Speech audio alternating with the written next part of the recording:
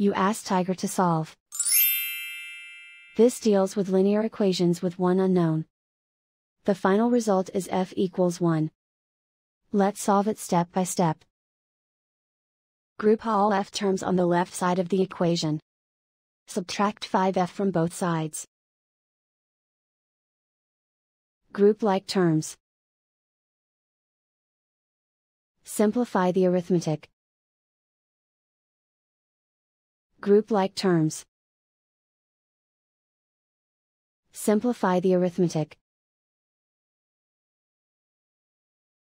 Group all constants on the right side of the equation. Add 9 to both sides. Simplify the arithmetic.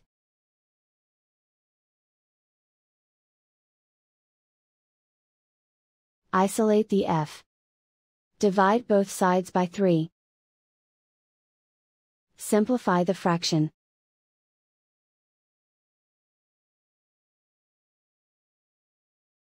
And so the final result is f equals 1.